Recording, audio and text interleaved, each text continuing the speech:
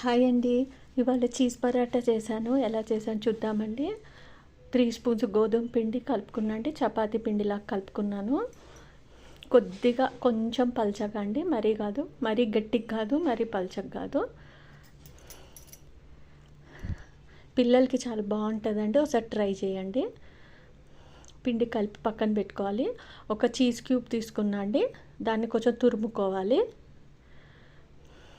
తర్వాత అందులో కొద్దిగా చిటికెడు పసుపు, కొద్దిగా సాల్ట్, కొద్దిగా కారము, కొంచెం పావుబాజీ మసాలా అండి, కొద్దిగా చాట్ మసాలా, కొంచెం కొత్తిమీర వేసుకొని కలిపి పెట్టుకోవాలండి ఈ చీజ్ తురుముని. తర్వాత మనం చపాతీ పిండిలో మధ్యలో స్టఫ్ చేసి మనం చపాతీలా చేసుకొని చేయడమేనండి, కాల్చుకోవడమే. చాలా బాగుంటుందండి టేస్ట్. నా వీడియోస్ నచ్చినట్టయితే లైక్, షేర్, సబ్స్క్రైబ్ చేయండి. తప్పకుండా మర్చిపోవద్దు, నాకు సపోర్ట్ చేయండి. బటర్తో కాల్చుకోవాలండి, బాగుంటుంది.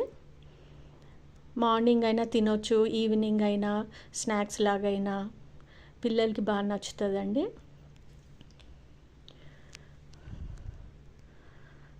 కొద్దిగా మందంగా ఉంటుంది, మరీ పల్చగా కాదండి. కొంచెం స్టఫ్ బయటికి రాకుండా కొద్దిగా బటర్ వేసుకొని మంచిగా 2 వైపులా కాల్చుకుంటే చీజ్ పరాటా రెడీ అవుతుందండి, బాగుంటుంది.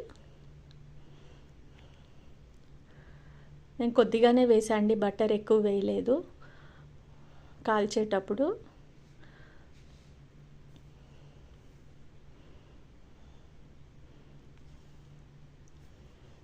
అంతేనండి, చాలా సింపుల్, ఈజీగా అయిపోతుంది, బాగుంటుంది.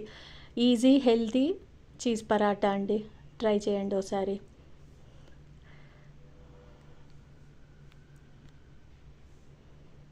కొద్దిగా బటర్తోని తింటే బాగుంటుందండి. థ్యాంక్ యూ ఫర్ వాచింగ్ అండి.